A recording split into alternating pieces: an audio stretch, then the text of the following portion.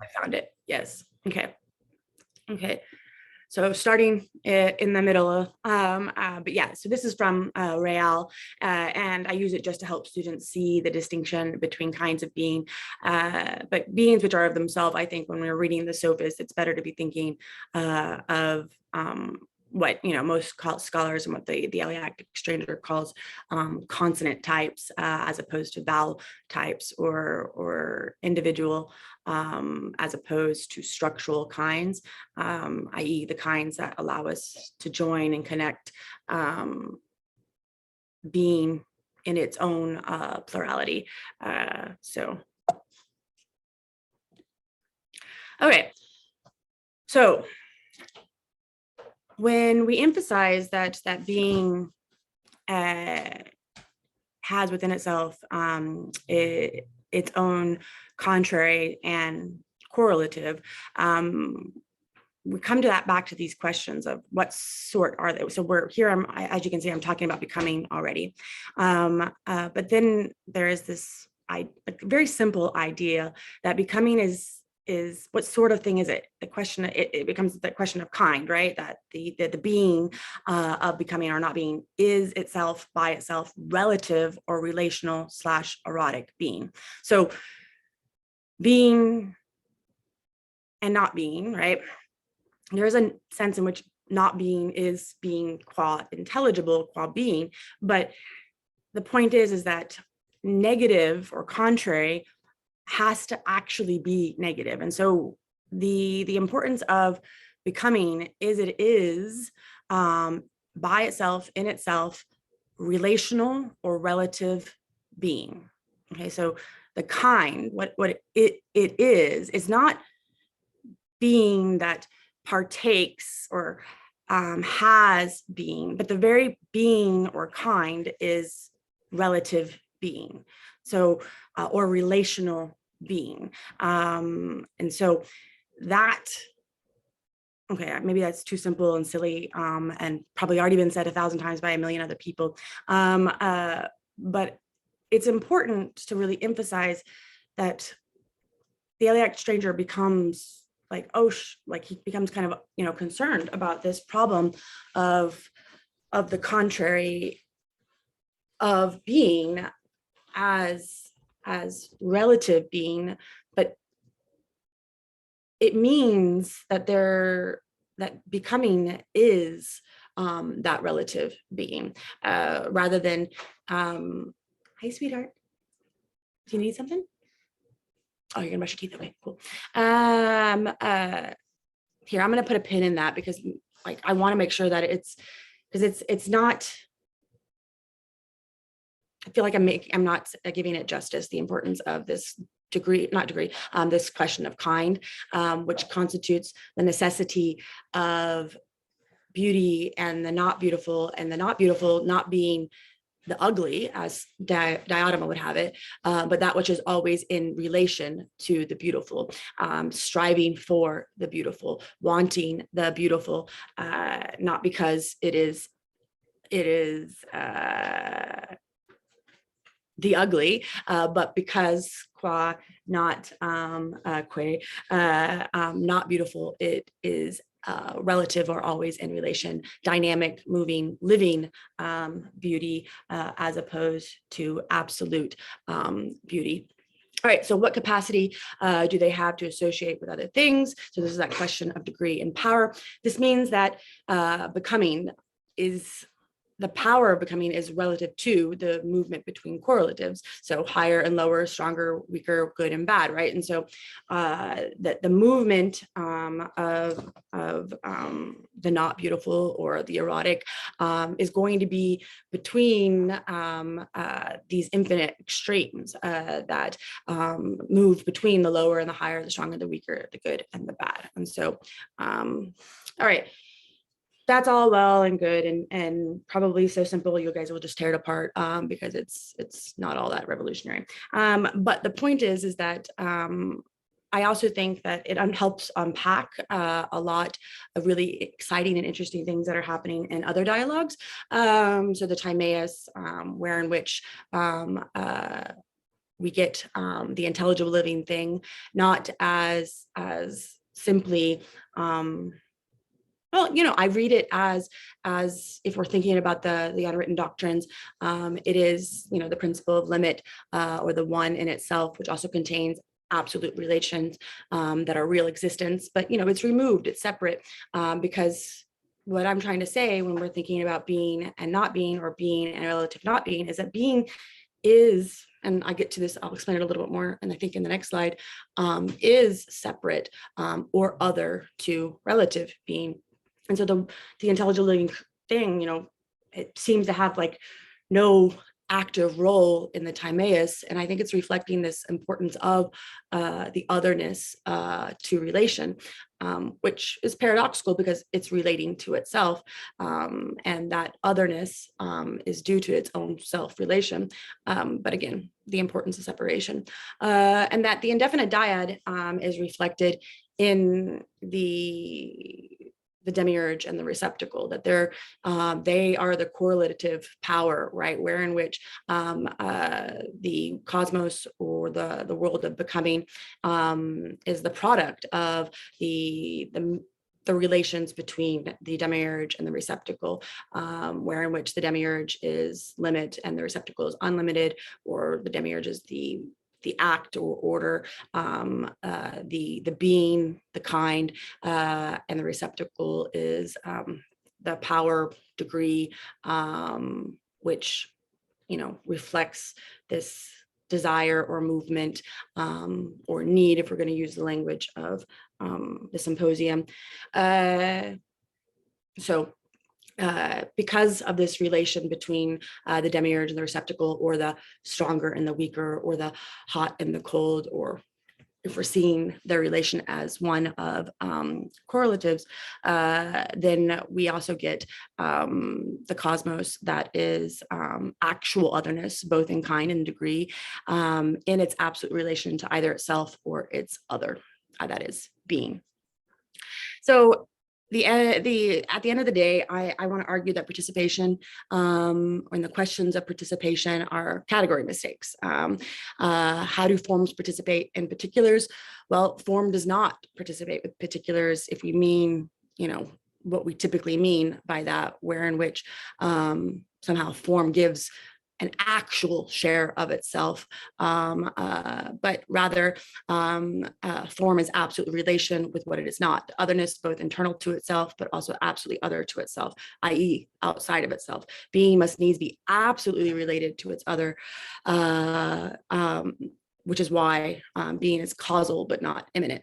And then if we were going to ask the question, I think the way most scholars and other people think about it is, how do particulars participate in form? Wait, Danny, sorry, Danny. Yeah. Can you just explain this? I think you went through that really fast. I think this is the crucial idea of your presentation, and just like you just blurted through it so quickly. I know. I want to get to the conversation because I want to see how. What the hell you're saying? Okay, because this is. Can we just go through this first sentence? Because I think this is the essence. These two sentences are the essence of what you're really presenting. Mm-hmm. So would it be okay to just at least read it slowly? Oh, no, I can't make anybody happy. No, of course I'll try.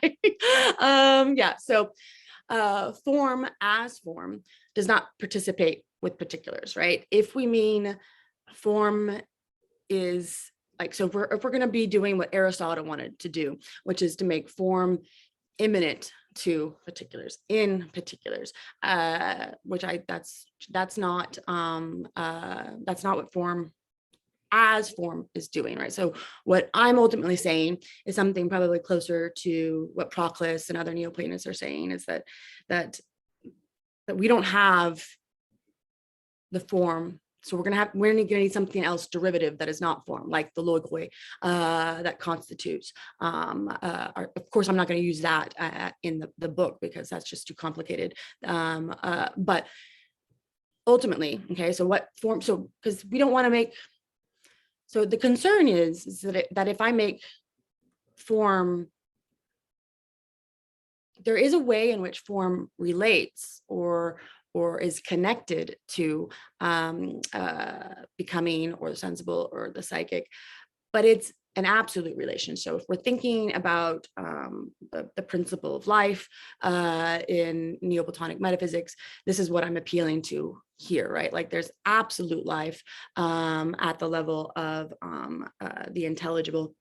But if we're not going to appeal to the Neoplatonists to be able to describe this, it's important that we see that within being itself, there is absolute relation, right? With what it is not, which means, because there are two senses of what it is not, right? Within being. What it is not, right? In the sense of being is not motion, right? An absolute motion, but also, and that's going to be that, the kind of structural understanding of how forms relate to themselves within the intelligible living being or within the realm of the forms. But there's also a genuine sense that we also have to have actual otherness, i.e. relative being. The importance of what not being is the creation of sensible, particular, psychic, where in which it's where which form becomes cause. And I hate using this kind of linear language of that acts as if one precedes the other, but from the very importance of form as having, or being as having, a contrary. Its contrary is both internal to itself as the relations within itself, but also the relation with its opposite, i.e. the world of becoming, qua cause. And so I can't wait until we talk about this, because I'm sure that's all sorts of wrong. We'll figure it out. And then going to the particulars do not participate in form if we mean form is immanent. Rather, their being is that kind of being always relating to form. So the being of becoming is always relative contact with form, or reaching out, or striving. So it's a wanting of being, like the very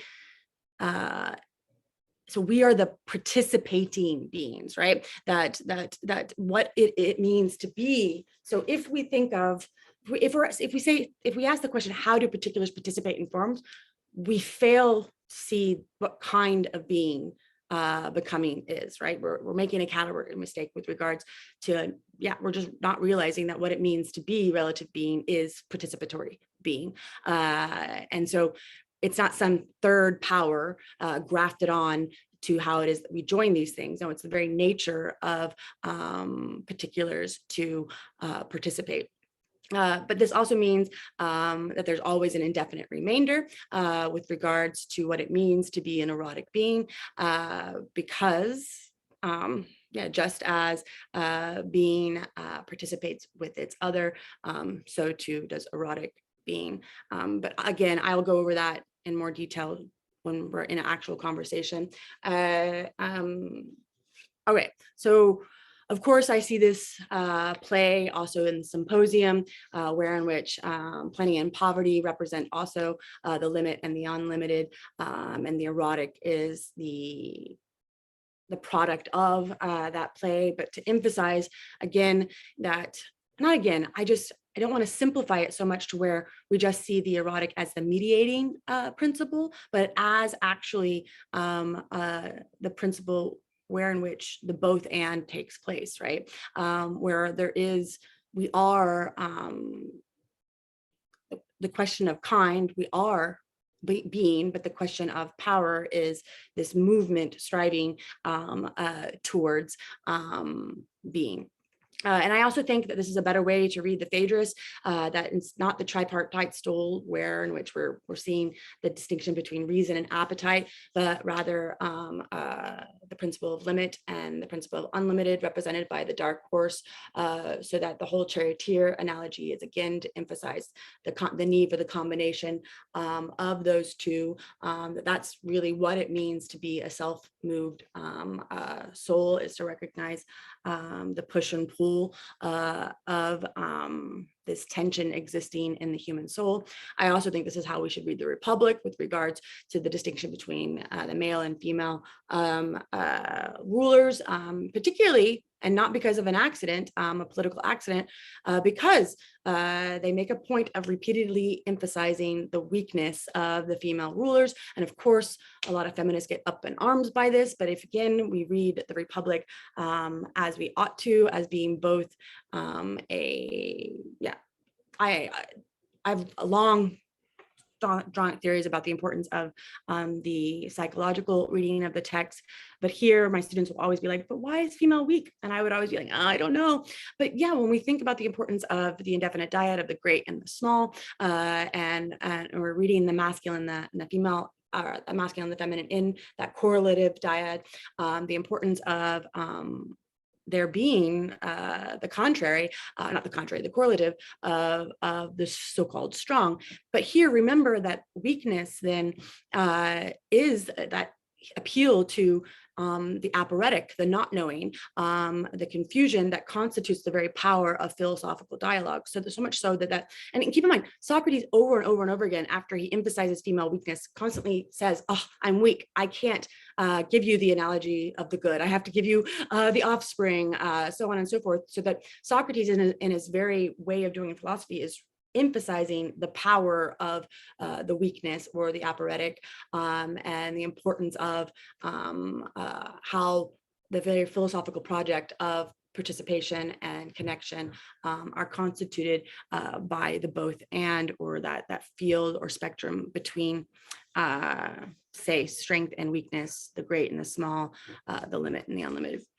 And then, oops, craptastic. This is just me emphasizing typical problems with regards to how it is that we typically think of the problems between forms and particulars. Typically, we think of the problem of copy theory or member of a set, but all of us can probably talk about that in conversation, so I'll gloss over it. And then I like the end with the Phaedo, because that's always the dialogue where in which separation is stressed. And here I just, the dialogue repeatedly emphasizes that Socrates is talking about having a great hope for otherness. And if you do the math, because I've never really liked the theory of opposites in the Phaedo, but actually the theory of opposites maps on quite well to understanding why Socrates argues so stringently for a kind of separation of body and soul, and a reunion, so to speak, with forms.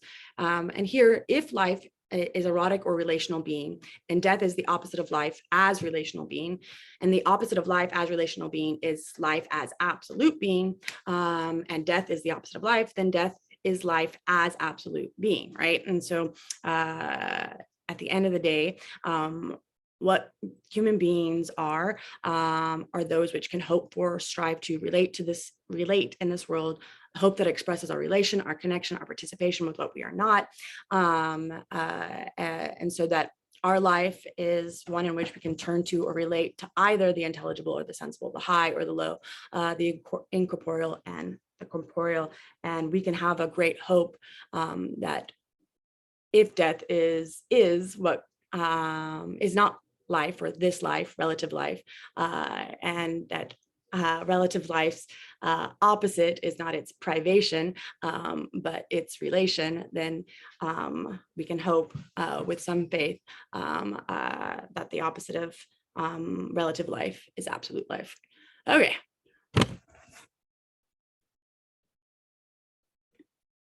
I think I finished my slides. I'm not sure.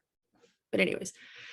All right. Tell me how, yeah, you're bored. Okay.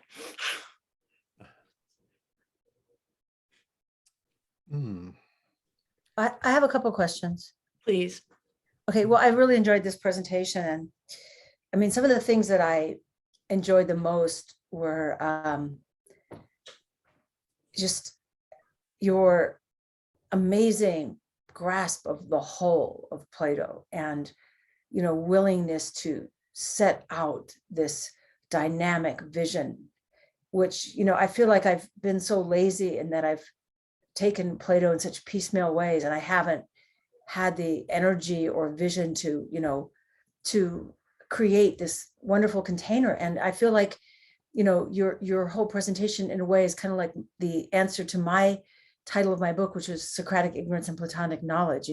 How does Plato's project of creating knowledge, work? How does he do this, and why is it for? And this has to do with pedagogy, right? Making the ineffable intelligible. And that's, and that is, that is so important. I really respect that.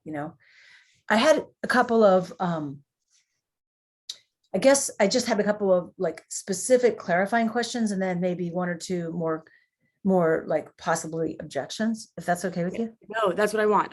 So Yeah. I've been talking about this only with my husband, and keep in mind, like, I want to see all the holes and how simple and stupid it is. So please make it obvious to me. I think I've already said that it's not simple or stupid at all, and that it's Okay. an amazing synthesis, and I really respect it. And I just, your whole project of bringing in the unwritten doctrines, bringing in Neoplatonism, trying to make this so-called esoteric of reading of Plato a more normal way of reading Plato is so important, and it hasn't been done. So I really admire you for that. And but I was just wondering, like, what was that thing? So a couple of questions specifically. What was that thing? I know you said you were going to come back to it about the remainder. Yeah, can we go back to that idea? Yeah. So I just want to ask you about that first before I proceed to ask you about more questions. Okay. So, all right. It's easy enough to explain the importance of a kind of indefinite remainder in human striving, right? You talk about this quite a lot in your book, as far as, you don't use the language of indefinite remainder, but the importance of in relationship to the pursuit of form, say, what is justice? There's a real important sense that if we're going to do justice to what it means to be erotic beings or relative beings or relational beings, we're never going to absolutely have the definition of, say, justice, right? We'll state it, we'll touch it, we'll get into contact with it via the activity of dialogue. So not even necessarily in the simple definition, but what I think Plato is trying to do is show the embodied connection that's happening between, say, Socrates and his interlocutors. And one of the reasons why, these Socratic dialogues end the way they do in Aporia is to get at this idea that we have to our task is to be constantly reaching for being. And so that if we ever become complacent in any one definition, then we fail to remember what we are, right? We are the beings that have to keep reaching and touching versus grasping or holding or absolutely having, right? And so one of the things that's problematic about the human condition is that there's a real sense in which we want absolute being. And so then we'll pretend as if we are, right? We'll become hubristic or conceited, or we'll do the opposite. We'll become like Alcibiades and say, oh, we can't do it at all. I'm ignorant. I'm just going to stay here in my ignorance, and I'll just depend upon Socrates to remind me of how wretched and awful I am. And so that we have these polar extremes between those who kind of sit in the, say, the being of the apparatic, where they believe all there is nihilism and meaninglessness and a nothingness. So sitting, I guess, in the indefinite remainder or the indefinite dyad, and it's real. It's a real part of what it means to be relational beings. We have to recognize that that's as being the beings that are this correlative connection between meaninglessness or nothingness and absoluteness. That these are two threats, and not just psychological but ontological threats of what it means to be human. So Plotinus, I think, tries to describe this in the kind of mirror analogy that he gives of the human soul, right? As we're going to clean off our mirrors so that we can do the things that we ought to do. So what exactly? So can you just? So what exactly? I mean, for you, what exactly is the indefinite remainder, though? What does that mean, though, specifically? So we're in a kind of, so the touch that I keep trying to emphasize is this kind of touching that comes in that asymptotic relationship.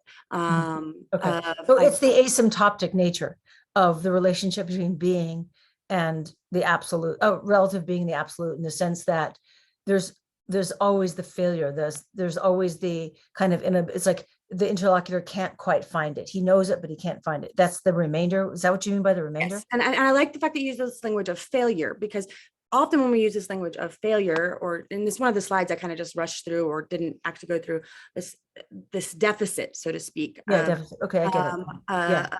Okay, no, I get that now. Okay, no, I just want to ask you about that. I want to respond to that, just Sure. because that failure and that deficit is Yeah. what we are. And so it is also our good. And most of us want to be like, oh, we failed, it's a deficit. But no, that is, so once we recognize that failure, or that the importance or value of that as necessary relative being, we can see it's good, i.e. that's our kind, right? And so the value of that, so like that's the key, is that it's not a deficit, like that what makes us sucky, but no, it's what makes us other to being, and that is our kind. But see, okay, and that's where I don't necessarily, I guess it depends on what you mean by our kind. And this, like when I think about self-knowledge, then I think, okay, so then is self-knowledge then what you're saying here, to recognize that my kind is this deficient way of being? I mean, that, yeah, but that's what you're saying, Danny. I mean, you've just said that that's to recognize my kind. No. Okay, so here, this might just be one of those moments where we have to recognize, or and again, you might be right? I could, this is. No, I'm just saying that's what it sounds like you're saying. And then no, I would object. Okay, and I think about, in the Republic, I think about that moment in, right in the apprehension of the good, where, the guys come out of the cave and his eyes are filled with light. And it's in that first glimpse of the sun, where he says that, the eyes are filled with the sunlight, so that at that moment, there's a merging with the source of light, which is, the principle of knowing, which is self-illumination, and the eyes, and he sees nothing. And to me, that, that is the opening or shutting of the eye, is that seeing nothing, which is that returning to the essential ground. And I don't see aporia as being like rooted in relative being, but I see aporia as, in a way, aporia is that complete letting go of any conditioned being whatsoever. So aporia means that it is that state of dwelling within. And in that withinness, there is, it seems to me that I just don't think that aporia means, oh, okay, I'm just relative, I have to realize that my nature is to be calm, and gee, I hope, I just don't think, I feel like you're defining the self as the dyad, and that's kind of a problem for me. Maybe I'm wrong, or, okay, am I being too harsh here, or? No. I feel like okay. Am I wrong about this, or? No, I mean, so my instinct before you said what you said, because so I guess I have two things I need to respond to. First, the problem of seeing relative being or erotic being as deficient being, right? And when we think of deficient, it can make us think about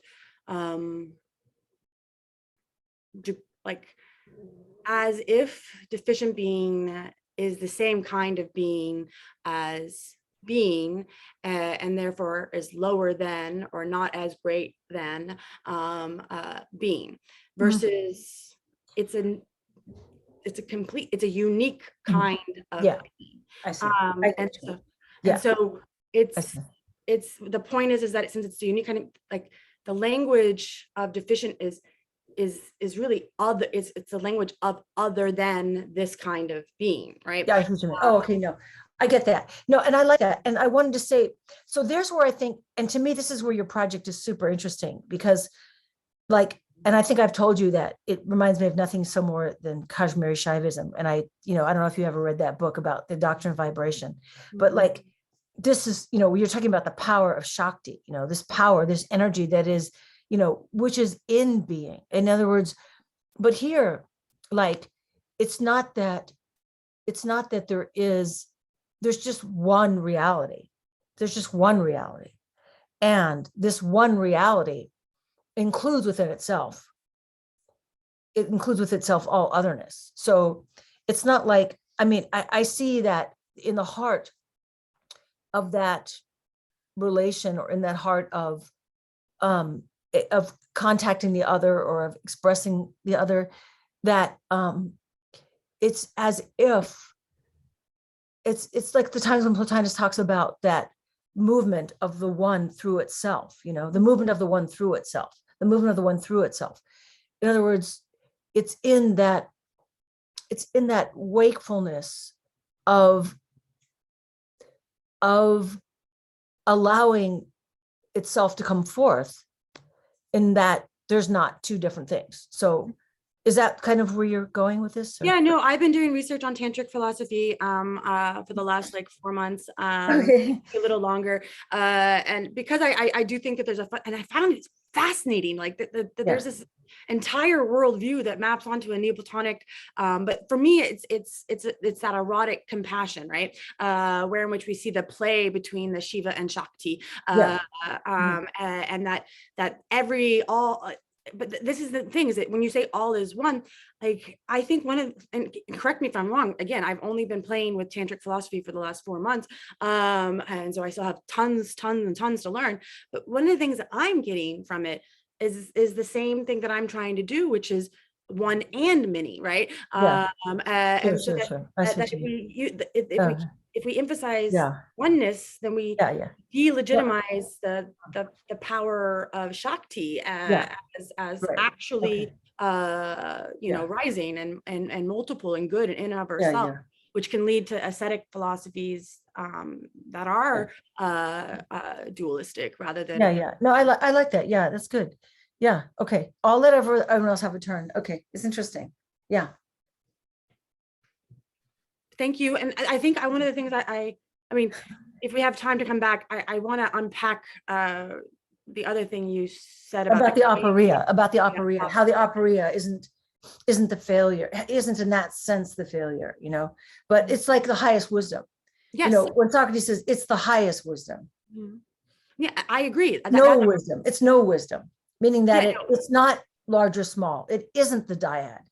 When he says, I have no knowledge, great or small, he's saying my wisdom, there's a sense in which it is other than the dyad, right? That's exactly what he is saying there in the Apology.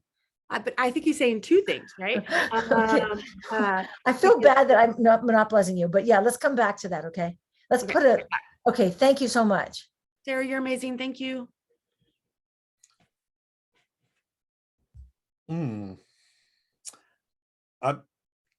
Yeah, there's a lot of stuff, and I'm thinking about some of them. Other bits have dropped off. At some point, I don't know if this is a definition or just a description of the soul as self-motive essence, and that if that's what we are, then presumably there always has to be something other towards which our motion is taking us. Does that make sense? Absolutely.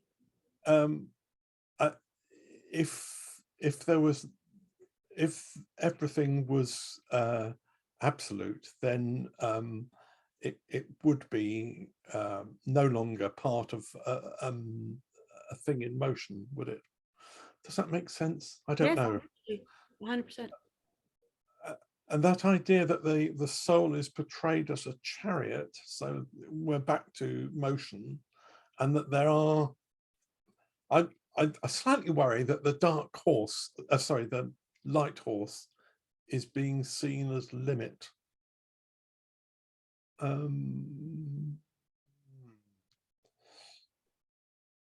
but because the soul there has got 3. So what are we saying the charioteer is if the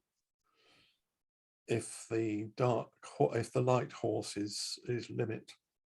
So that's that. I love that. Like, so I don't know about you guys, if you ever, this is what I spend my nights like trying to fall asleep by trying to like figure out all these wonderful puzzles that Plato has left for us. Because when I started thinking about how the unwritten doctrines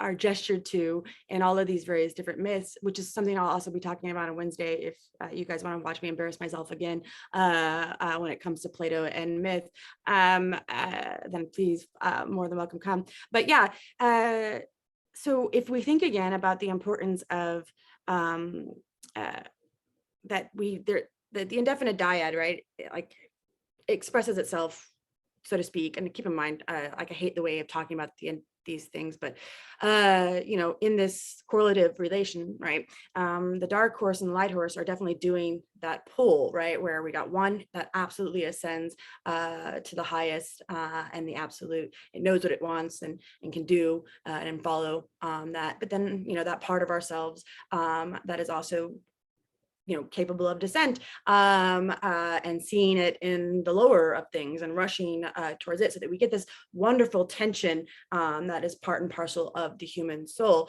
And that one of our tasks is, to wrestle with this chaotic struggle towards the depth and to bring it up. But keep in mind, like it's always like reflecting, because the horse, even when we tame it, we're like, it's still doing that work of wanting to rush. And it is also the power, right? Like this, like we don't hear anything about like this light horse's power. It's kind of, well, we just assume it's all okay and fine. But really, like Plato seems to be really crafting that how powerful that dark horse is. So much sweat and like it's just like the descriptions of it are fantastic. Again, I think emphasizing that even though the light and the dark horse are the indefinite dyad, within the indefinite dyad, there's a more indefinite dyadic relation, right? Like, so how it's so that the kind of Russian doll aspect and so that the light horse also reflects more being and the dark horse more relational being in it. And so that constant mirroring.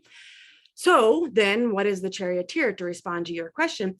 Well, again, right, that dyadic relationship happens, between the charioteer, qua the being that is the being of our, and keep in mind, it's a charioteer steering a chariot. So it's not described as, so first off, he gives the definition of being, the being of the soul in its kind of what is its kind at the very beginning as self-moved, before he gives a description of its power. And when he's trying to describe the power of the soul, it becomes the charioteer analogy. But from within the charioteer analogy, the charioteer is representative of the being or the kind versus the power that is the horses, right? But even in that being and kind, he's a charioteer steering. Right, so it is relative being still. So even though it's being even though it's principle of limit and then the principle of unlimited, which contains limit and unlimited, that limit that's representative of the human soul is relative limit. It's still a relational being or moving in the sense of self-moved as the soul is. Mm. I mean, Danny, I like that. I think that's wonderful. My concern, I guess, I think I'm just going to rephrase what I'm worried about with what you're saying. Like, I don't hear the place of knowing. I think, I hear you're talking about beings, kinds of beings, but where is the knower? Where is the knower? The knower is absent here, and to me, without the knower, there's nothing to talk about.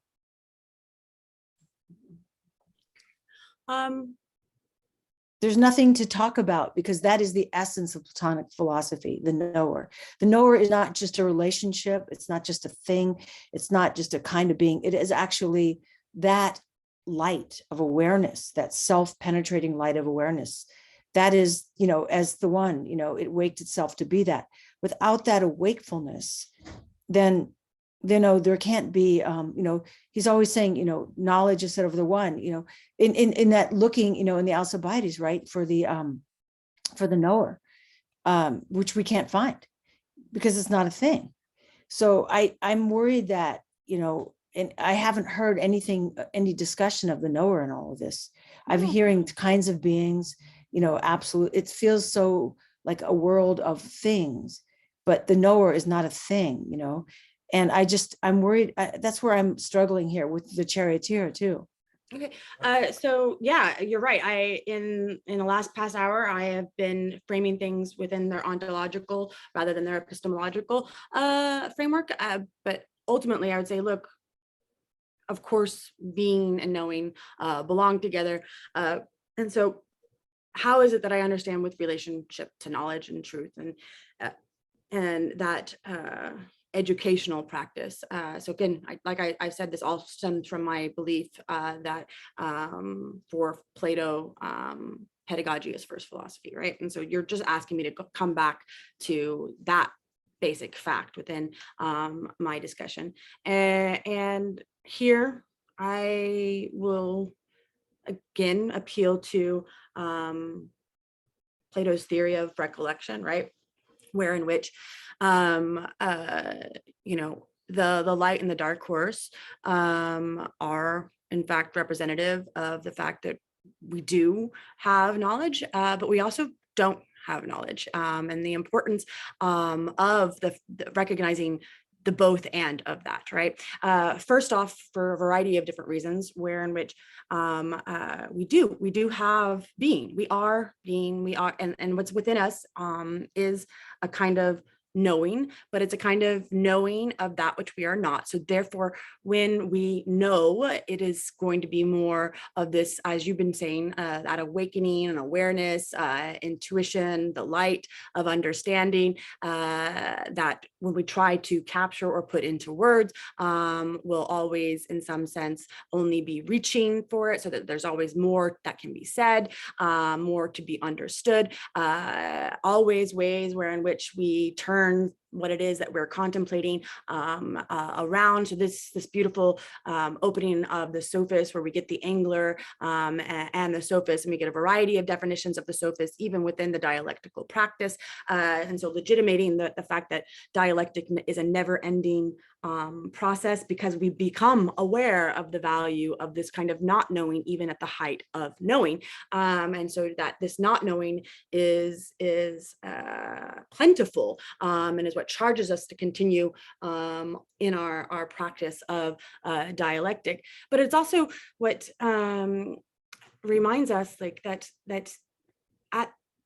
there's a real fundamental. So one of the things that I love about Plato's epistemology or pedagogical practice is the recognition that, yeah, there is this highest not knowing. There's this powerful not knowing that motivates the philosophical life, but a not knowing that is saturated with a knowing, right? Again, this two belonging together, but also this kind of because I mean, you guys know me, the pit of despair, right? Of the meaninglessness of existence, and that the point of part of the point of the value of aporia is also recognizing that this is the kind of recognition of the emptiness of being, or the emptiness or the futility of striving for knowledge, is a very real threat, because it's very real. And so Plato is constantly making this dichotomy between, say, the misanthrope or the misologist, or people like Meno, who advance the heuristic paradox. You have a choice. You can go down this road of complete not knowing, but then you're never going to have knowledge. You're only going to have opinion. You have to begin with this belief, i.e. this belief in meaning, in reality, in the something more. And this belief isn't just a mere belief, like it's what puts you or awakens you to your relation with the good, the true, the just, or with knowledge or form or being or reality. And so constantly throughout the dialogues, there is an invitation to see that we as relational beings can take this not knowing and enter into the pits of despair, or we can understand this not knowing as the very thing or the very power that connects us to knowing. Yeah, I think that's Parmenidean fragment, the same thing there is for being and knowing, ultimately just works out to this, that the kind of being you are is the kind of knowing you're involved with. And so discovering what you are is discovering what you either know, or at least what you could know if you develop into that being. Yes. Just one very small thing about strength and weakness. But before I became a Platonist, I was really a Taoist. And the Tao is constantly striving for weakness, constantly emphasizing that weakness is the thing that's closest to life. Weakness is the thing that continues. As soon as you become hard and strong, you're already almost not there anymore. I do think that weakness is misunderstood in our culture, frankly. No, I mean, one of the things that I think my whole project actually, what I've been doing, I guess, even since I was in my 20s with my dissertation about ignorance, was emphasizing the power of weakness. And so recently I've been thinking about poverty by herself. And I don't know if you guys ever get students who notice that poverty sexually assaults plenty. Do you guys ever like get that like confrontation with like, what's going on here? Why does poverty sexually assault this guy who's drunk and asleep? And you know, like I've wrestled with that as well. Like why would Plato do that? And this is what's interesting. If we think about plenty all by himself, right? Or the principle of the limit all by itself. And if we think about the principle of the unlimited all by itself, what we get is this like, so first off, psychologically, if we identify with the principle of the indefinite dyad or the nothingness all by itself, it means we're going to be like poverty, and we're going to relate to the other as something to just use and take from, because all that there is myself and my own desires, because of the fact that nothing else matters, right? So that but even in that, right, like, so this is what I think Plato's trying to do or say, is that, look, there is that like that the power of just of the possibility of even doing that is in fact how we can see that even within the weakness or the base or the worst of us, there is this capacity for becoming otherwise than a complete selfish impotence. We can give birth to a kind of relation to the other, i.e. eros, even at the very depths of seeing weakness. So weakness has always in it a kind of power, and it's a power that can either be manipulative of the other, or it can give birth to its own self-destruction, i.e. the kind of relating to the other that is connective. There's a very interesting point in the commentary on the Parmenides where Proclus discusses the inadequacy of just thinking that form is the thing that makes creation. And what he says is the desire of Cora to be filled with form has to be taken into account. And it's only when you have those two things together that the creation can actually take place. Yeah. No, I mean that's what I love about the Neoplatonists is this recognition of the equiprimordiality of being and desire from the very one to all the way to the receptacle. And yeah, I often think, I guess this is my problem, is that I often find myself attracted to the erotic aspect, i.e. the Shakti aspect, if I'm going to appeal to the tantric parallels. But yeah, that just might be because of my kind. So Have you mulled over the weirdness of the myth at the end of the Phaedo? Which I'm still undecided as to what it is exactly, but there are times when it feels just like a kind of shamanistic trip.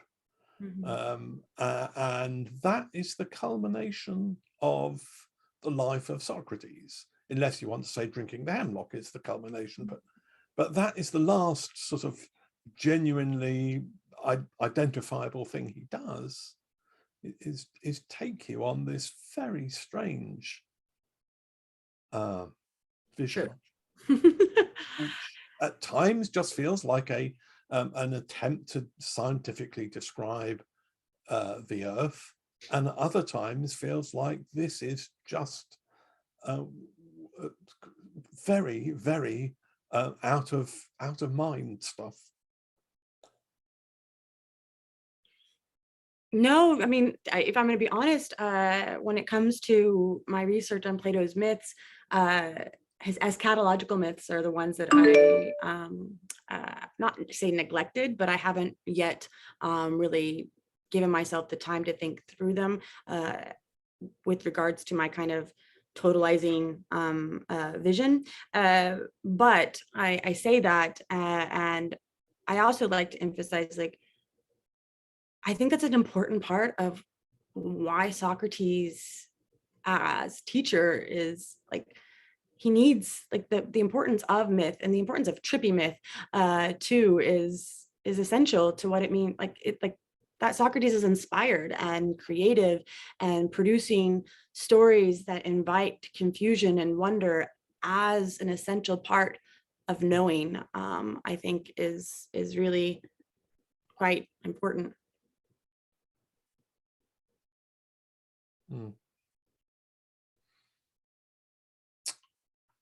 Yeah. I just wrote some things to you in the chat, Danny, which. Yeah, I know, that's what distracted me. I was like, what's going on here?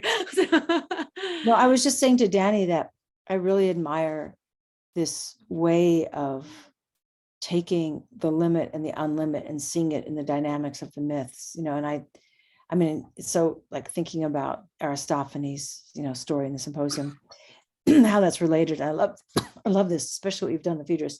I guess my reaction to your work is more just because I've been thinking about it more in terms of seeing the myths as contemplative, and that way always thinking about theoria, how to see, and that emphasizing the opening of the eye of wisdom, the eye of the soul, and that these have been the things I've been paying attention to, and not as much the the unwritten doctrines. So I feel like I've learned a lot, and that I've sort of seen the limits here of my approach, and maybe that's, and so I think your approach is very fruitful, and I feel like I maybe hurt your feelings a bit, and I just want to say that, I it's more just like my shock of not shock, but not having thought of these things, having an idea about what contemplation is maybe, and not really understanding fully this this dynamic. So it's going to take me a while to assimilate this. So oh no, Sarah, yeah.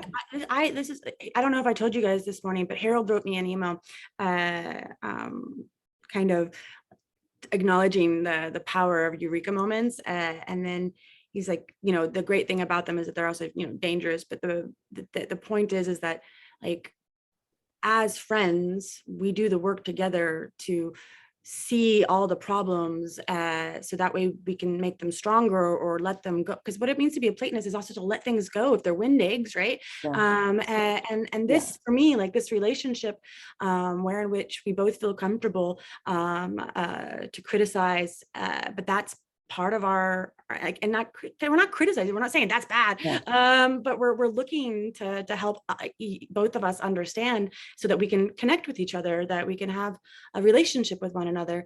And so no, like my feelings are not hurt. I am so happy that I have people that I can be my crazy self with, when I get excited about an idea, because yeah, this is what I think what it means to be a Platonist. And so thank you for being willing. But I love you're bringing so important what you're doing, bringing the unwritten doctrines into view, and sort of saying that they're right out there in the open, and that they fuel those most erotic, elements, and that the whole study of ontology is this, very erotic quest. I love it. I think it could, really, I think that whole idea of studying it, of studying Plato that way, instead of, sort of through the Aristotelian kind of way of fixing on a doctrine and then an argument,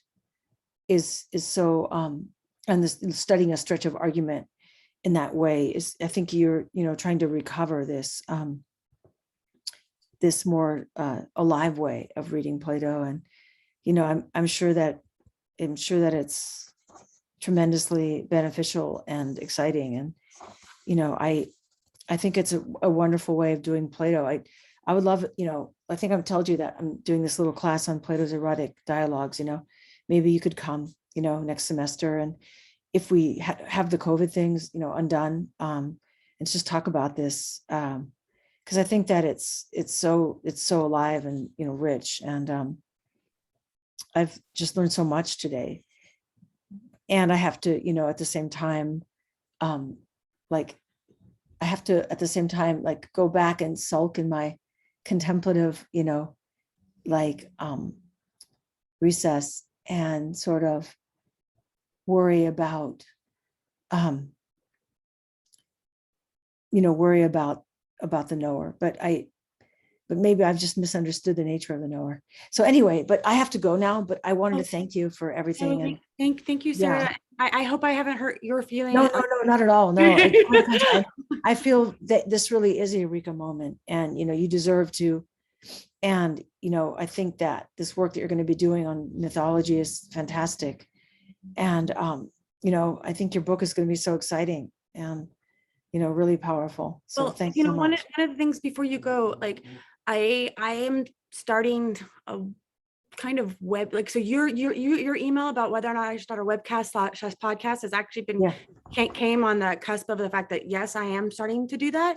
But it's going to be called like Philosopher Office Hours, where in which students come to my office hours to talk about whatever idea that they want with regards to the material of class, and then we just kind of bang it around. But I also want to do it with my friends, i.e. people like yourself, in which we decide we want to talk about something that we maybe have a differing opinion on, or something like this. So you on the contemplative aspect of the knower, and me on the kind of dynamic sexiness of the knower, or whatever it is. Because I think students actually get more when they see the dialogical aspect of what philosophy and Platonism is, than when they just read my book, right? Like I think one of the reasons why I'm having such trouble writing this book is because it kind of goes against the grain of what I actually am committed to with regards to what philosophy is, which is this, right? And how do we capture this in a book? Well, we just can't, as Plato said in the Phaedrus.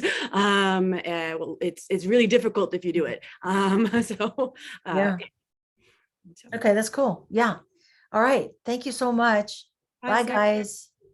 Go on, Sarah. Hi, Sarah. Bye, Sarah. Bye. Bye, Sarah. Yes, my brain is very slow, Danny, and I need a lot of time to think about all the things you've just said. I would love to schedule you in for January, that's about 8 weeks is about the kind of time I need. Well, can I just ask an honest question? Because as you guys know, I like, with this great confidence comes also a deep insecurity. Is this stupid? No, I'm insofar as I can answer that question.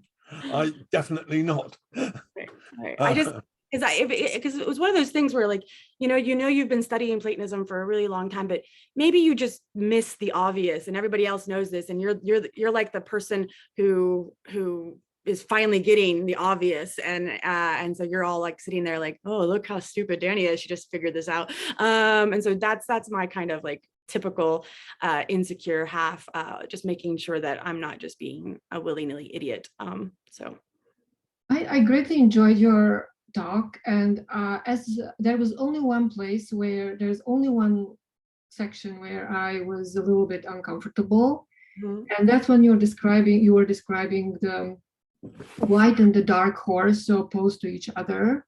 I don't know. I really am enamored of Jill Gordon's book, Plato's Erotic World. I don't know what you think about it, but I really like the idea that the dark horse is kind of and actually I think her way of presenting the dark horse is more in line with your overall thesis than the way you talked about it now. That the dark horse is really the powerhouse of the upward ascent if it's guided right. Yeah, maybe I just missed that. No, I absolutely agree with Jill Gordon. It's been a long time since I read Plato's Erotic World, so the exactness of her arguments aren't fresh to my mind. But no, I agree with this basic idea that the real power of the two is seen in the dark horse. And the ascent upwards, right, as well. Because the ascent upwards, right, is motivated by this kind of want or this need of the dark horse for the beloved in either its divinity, i.e. seeing in the beloved the highest kinds, but also in this tension. So what I was trying to emphasize is that the dark horse, even when it's guided, there's still a desire, right? Like it's still connected to the lowest of things, right? And so one of the reasons that I find Plato in that section fascinating is not that as if like once we start guiding the dark horse as if it's all fine and perfect now, that the dark horse's tendency toward to the sensible, the corporeal, to the pornographic or the objectifying nature. So let me be frank, right? It doesn't matter how many times I feel like I've ascended to the one, or or that I have this awakened vision. Part of that awakened vision is actually to recognize that dark horse, its power is also always to be connected to what it's ascending from, right? And that why? Because it's also beautiful, right? There's a power in absolute weakness. There's a beauty in the lowest of things. And so even when I see in my husband, I don't love him just for, I love him for his intellect and his, all of these things, but I'm also going to love him because he's a body, right? He's sexy. And that the dark horse is still drawn to seeing that. And so that part of what the dark horse's power is bringing all of it up rather than just itself up, in the fact that it's still drawn in the other direction. Yeah. Yeah, there's a lot in there.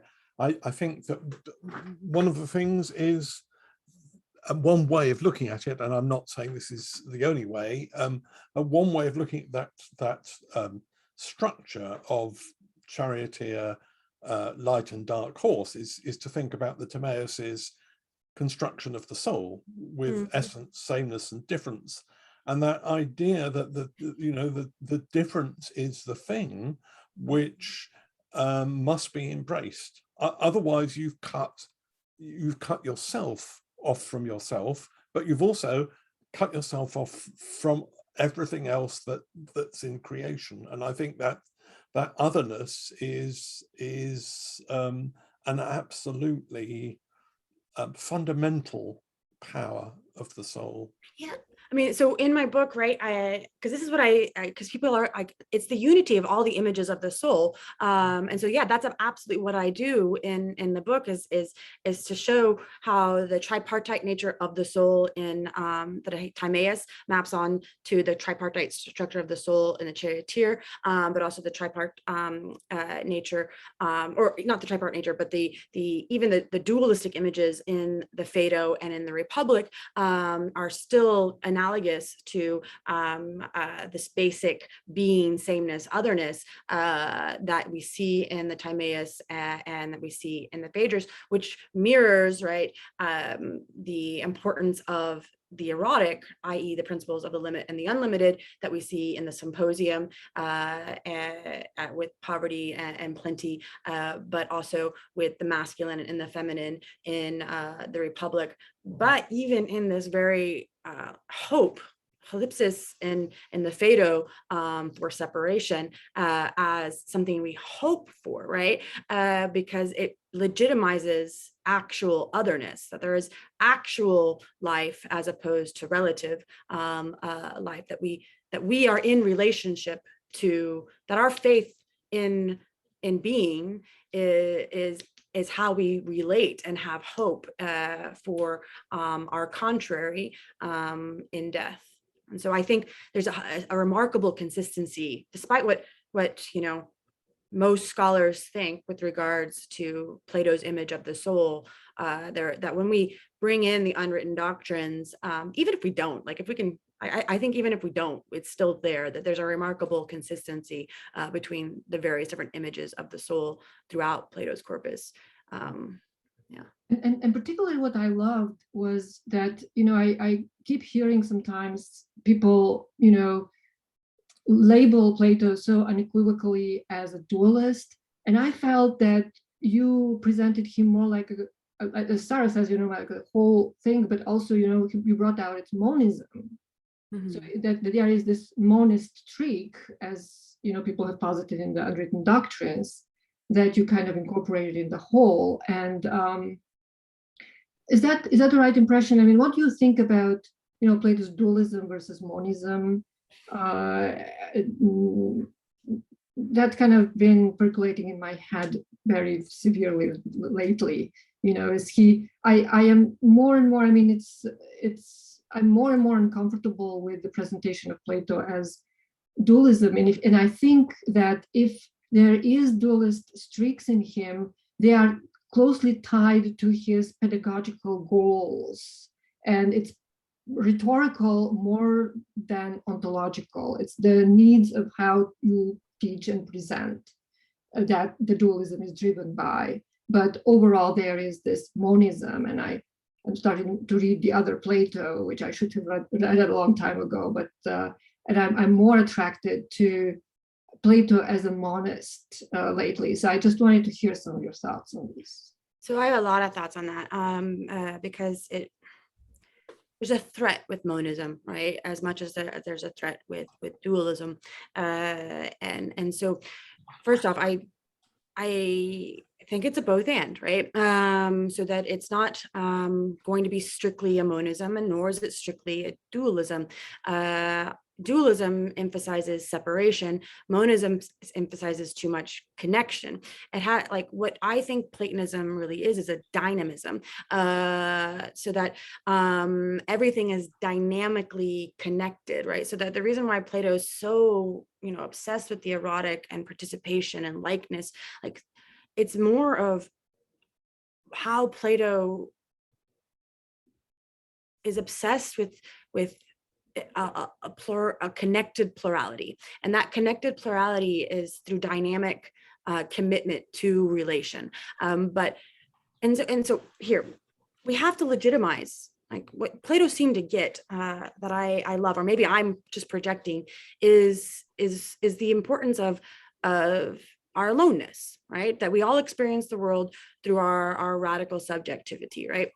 And so maybe this is me being a little too existential post-Cartesian, but this is the thing, right? Like, the reality of individuality, right? And plurality, right? That is constant, like, so the need to embrace that when we're thinking about monism, because if it's a monism, then we erase the good of all of that disconnect, all that separation, all that otherness and plurality. What needs to happen is, what is the thread? And this is why Plato uses those images of weaving. What is the thread that actually ties and allows for all of those individual, plural, other things to be good in and of themselves without being erased by a kind of unity or a oneness. But at the same time, that dynamism allowing for us to understand the value of the oneness, right?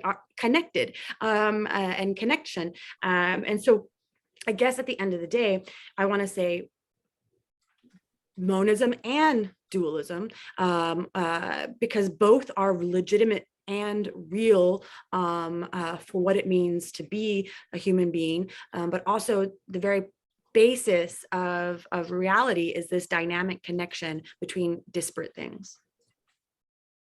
That is beautiful. That is beautiful. Just a very quick question. Have you had encountered much or read much Spinoza? You know what? It's so funny. I know why you're asking that question, but it's been almost 15 years since I read Spinoza. But yes, monads, looking through monad, I see why you, but I can't remember exactly why. So. Okay, thank you very much. That was helpful very much. No, Danke, thank you for your questions. It's so helpful for me to talk through this out with scholars I admire. So I appreciate it. Thank you. I think one of the important things that emerges in Neoplatonism, but I claim it's there in Plato, is the idea that that in the presentation of the gods gathered around the one, you've already got a kind of individuation, a kind of a manyness before being starts splitting into different kinds of being. I think that moment before being arises, where you've already got, if you like, a one and many of divinity, is rescues what would otherwise be an almost impossible dichotomy between monism and dualism. No, I agree. I think you're right, Tim. No, I mean, I remember being so confused about the doctrine of the Henads for a really long time. But I think the Henads are what, in fact, legitimate the beauty of everything from, hair and Parmenides shit. And so it's absolutely necessary that even before being, there is individuation. Yeah. Danny, could I offer a couple things? I know I told you that I probably wouldn't be able to contribute much. I did want to. I looked over that article, or that book. I was like, oh my God, my head's going to explode. It's a lot of stuff. And I think it's really very interesting, though.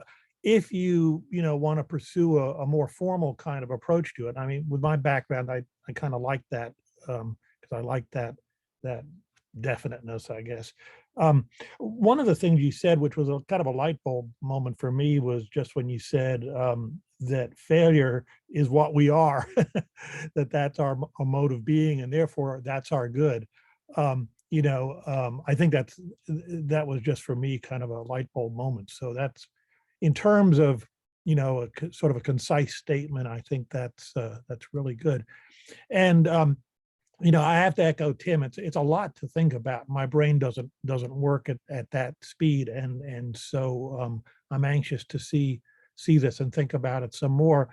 But one thing I did want to mention is a lot of what you were saying rang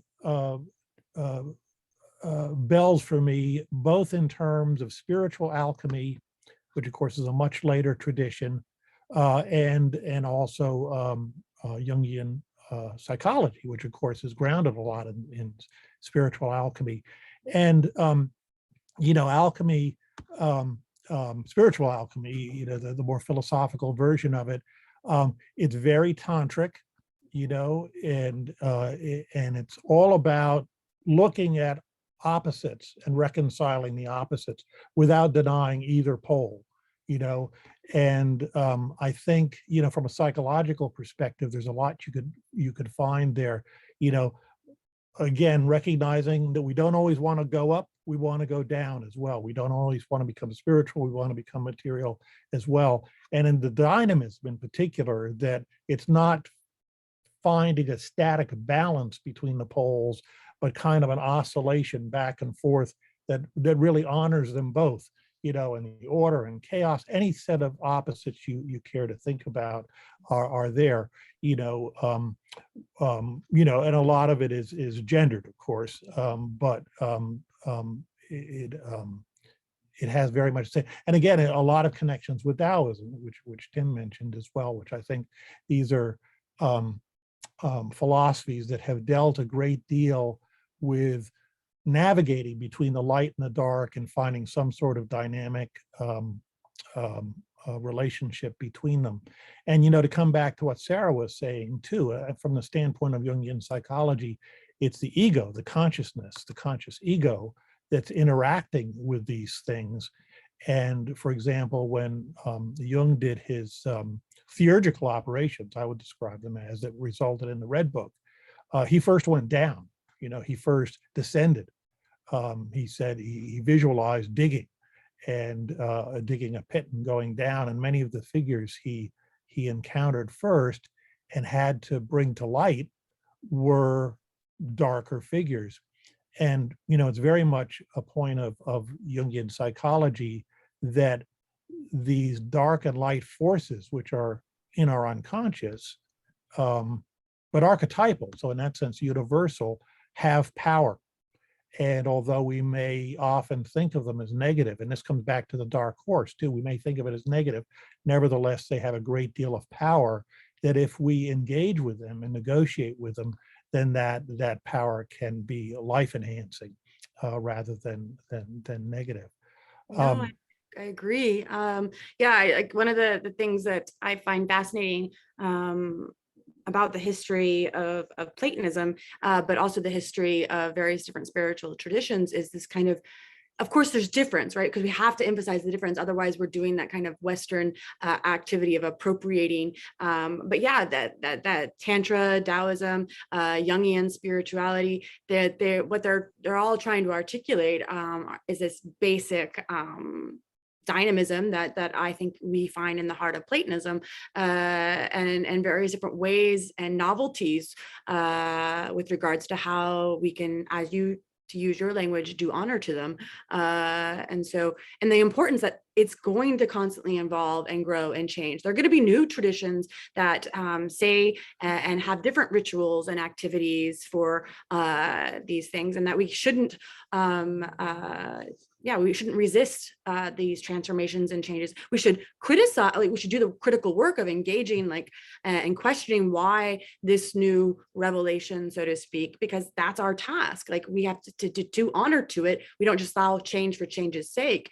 But yeah, no, this is, so this summer when I was reading, because Greg Shaw and Sarah, as she asked today, when she was questioning me, brought up Tantra, and for years and years and years, they have been doing that. Read Tantra, because the way you approach Neoplatonism is very tantric, and I just never had time. And so I started reading Tantra this summer, and it was like, oh my God, it's a completely it's a completely different tradition than the one that I've been reading.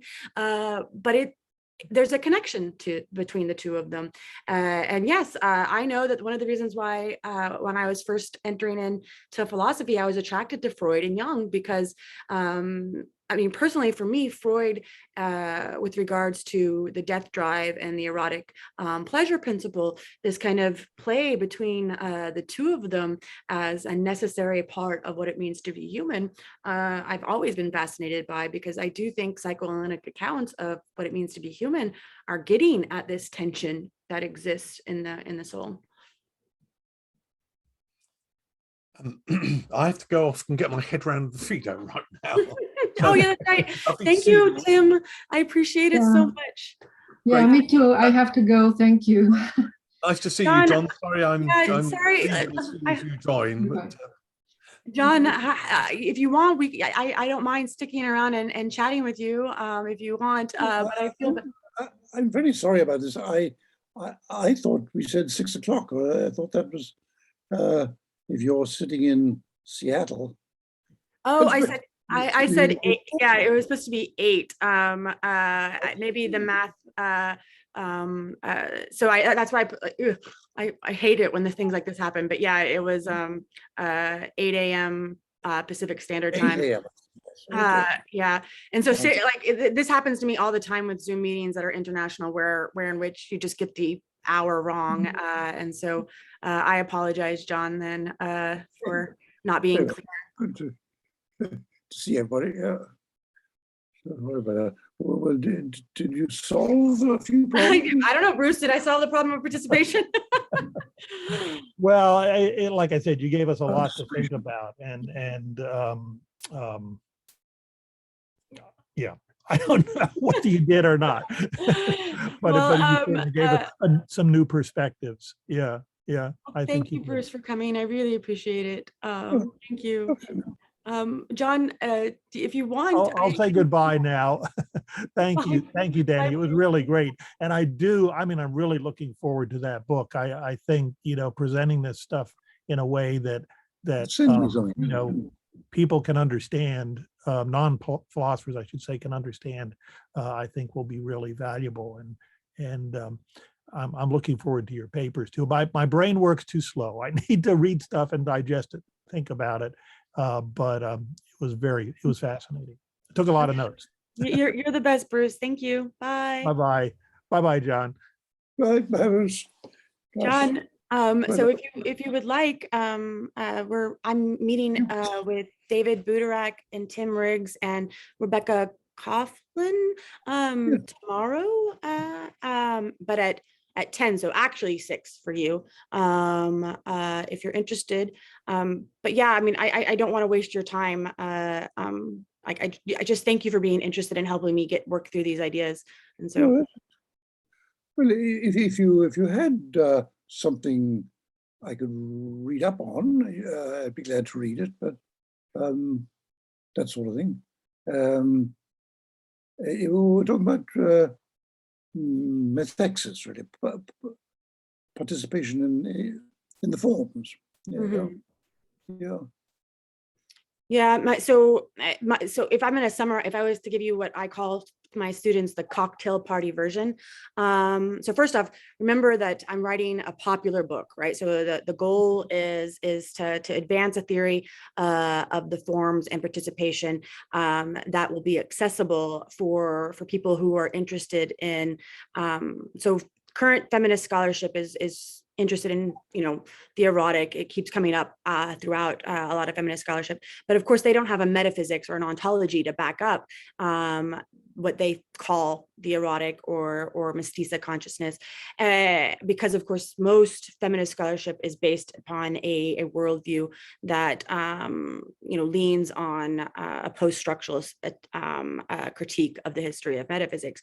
And so one of the things that I'm trying to do with this more popular book is to give a kind of metaphysics or ontology that legitimates the reality of connection or eroticism that we see in a lot of feminist work, like Audre Lorde or Gloria Anzaldúa, which I'm sure you are maybe not familiar with. But the point is, so one of the ways I started off this talk was to be like, look, what I'm about to say is not novel, right? But because we've all been thinking it when we're thinking through the relations between different forms of being in Neoplatonism. But Neoplatonism, like, one of the reasons why this book has been hard for me to write is because I kept having this, like, how do I make this complex system of relation and dynamism accessible to people who are just lay philosophers or lay Platonists. And so this is where the eureka moment happened. It was in doing the research on the sophists, where in which we see that being and not being are, the relation. It's not privation, of course, as you well know, but is relative being.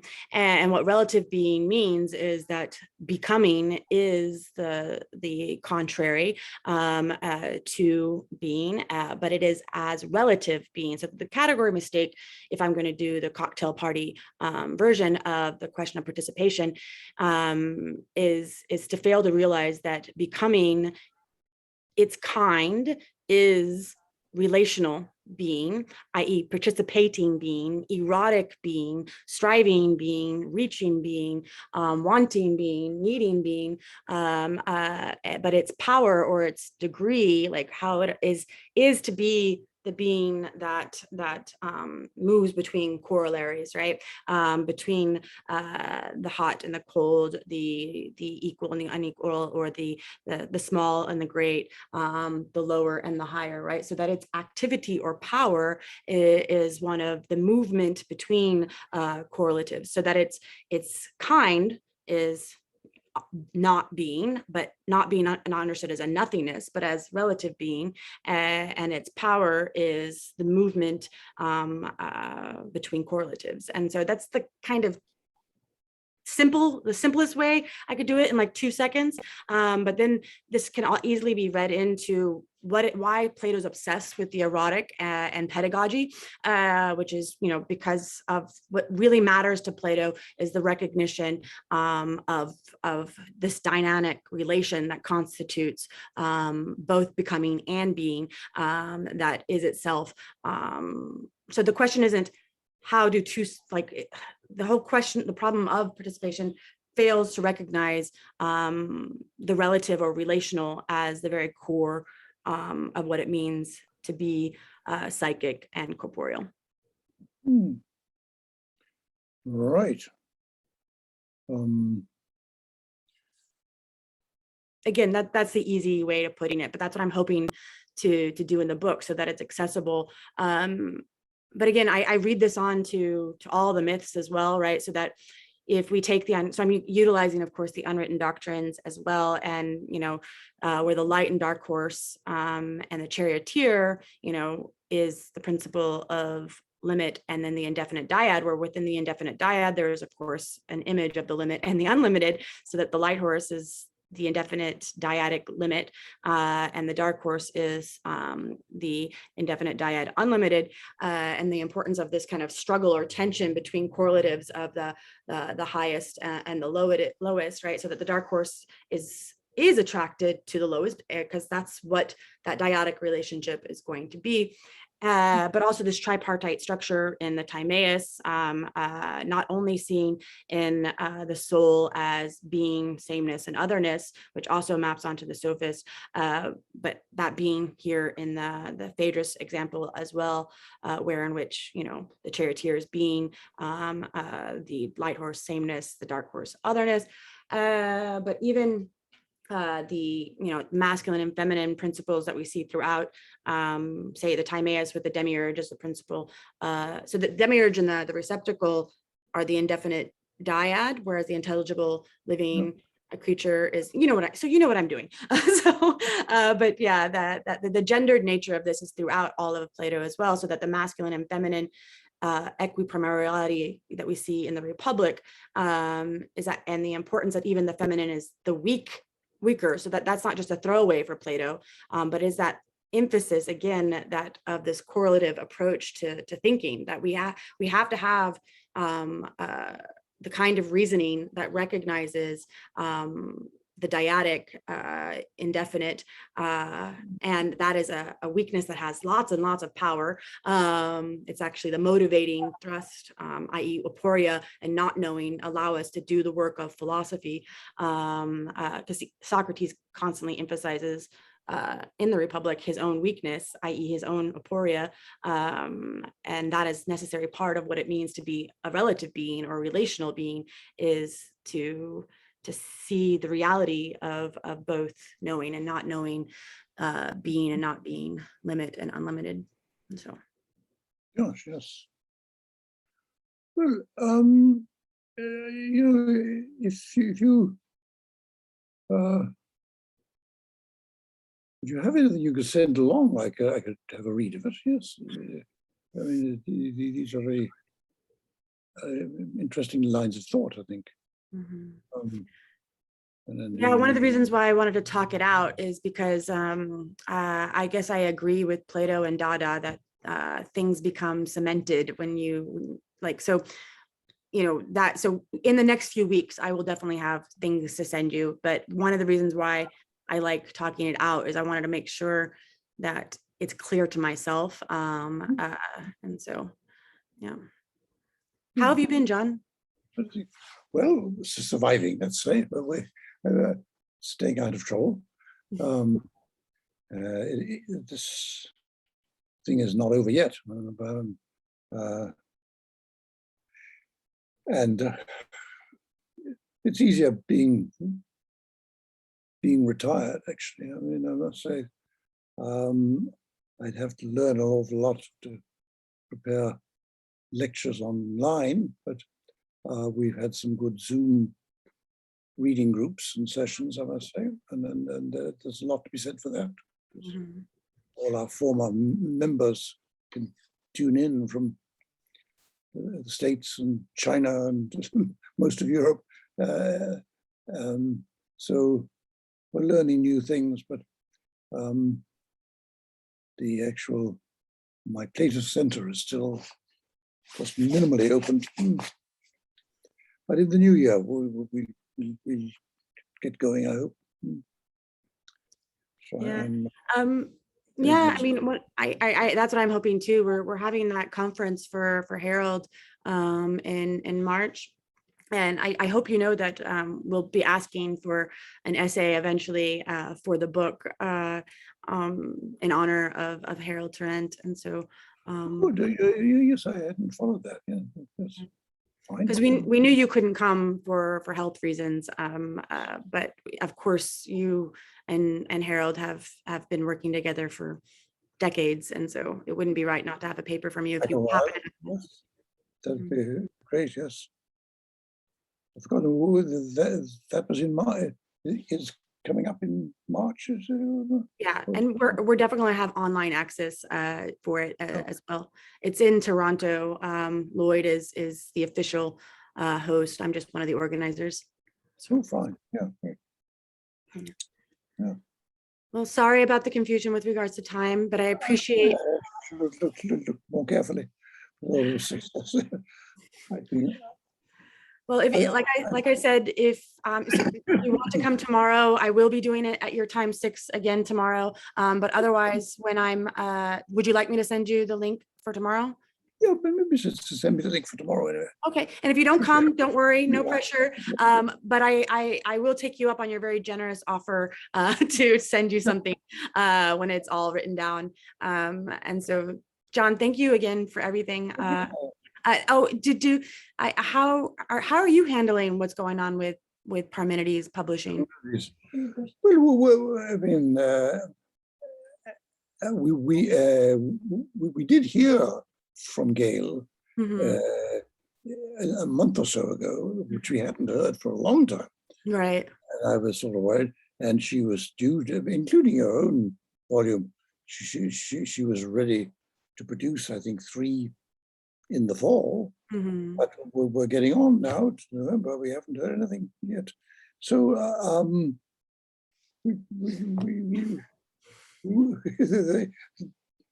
all we can say is they haven't packed it in. Yeah. Well, don't worry. I'm not worried. I put it up on my academia, so if people want access to it, it's there. And so I hope that's okay with you. I have certainly hopes that at least the volumes that are in now, whether Arnold Herman can carry on with his very ambitious plan to produce a volume more or less for every one, I doubt, frankly. But you know, we just haven't heard very much. So we hope, because there are some, we have half a dozen good volumes in there at the moment. No, it must be frustrating for you and Andrew, because yeah, I know I would be tearing my hair out if I were the editors, and the publishing company was just not responding to emails. And so Okay. Harold and I have like just sympathize with you. It must be very difficult. Oh, yes. Well, I sympathize with you as well. Yeah, I mean, it's extremely annoying for an author as well. Mhm. But we have hopes in it. Yeah, it'll be fine. No matter what, it'll be fine. All right. Well, you be good. I'll send you a link for tomorrow. And if you are there, yay. If not, no worries. I'll email you later. Okay. Fine. All right. Thank Good to see you. you. Bye.